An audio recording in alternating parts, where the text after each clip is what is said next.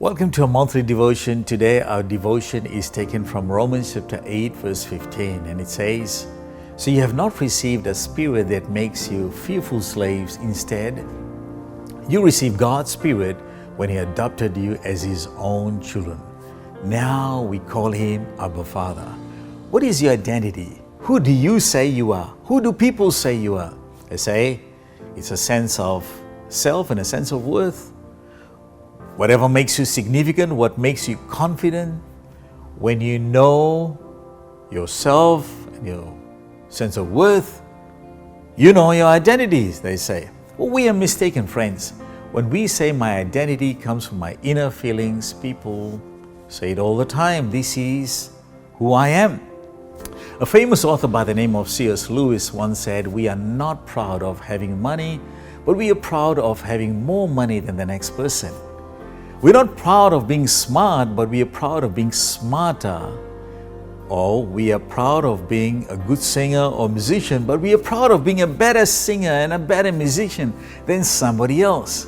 The moment you find somebody who's better than you are in any area of your life, suddenly your self-esteem goes down the drain, so to speak. Why?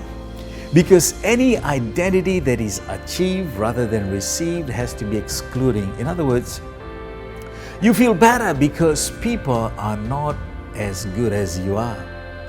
These people are not as smart as you are. These people are not as hardworking as you are. And these people are not as rich as you. And that's how you feel good about yourself, by looking at them and rubbishing them.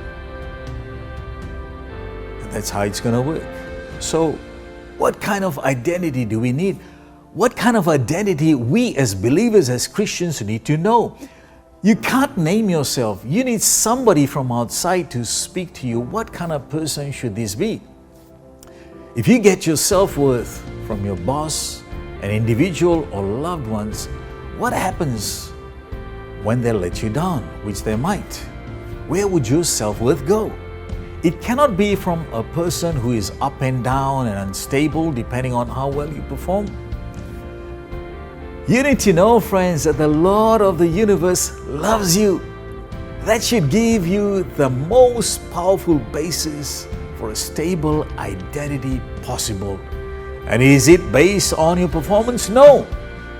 If it's not based on your performance, it's not only stable, but you don't need to look down at somebody else. So how do we get that? We need to understand and know that we are adopted into God's family. That's a new identity. That you're a citizen of heaven. That's our new identity. That you're united with Christ.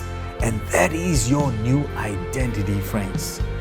Jesus doesn't only show up by giving us a new name, He died for us. So you have something stable and you know who you are. So you have an identity, not achieve, but receive. Believe, dear friends, that He died for you. That should be the very foundation of your life. You've got to learn how, when you are struggling with what culture says about your identity, that you're not good looking, that you're not smart enough, that you're not this or you're not that, you've got to know how to pull up your identity to the top. That you are a son or a daughter of the Most High God.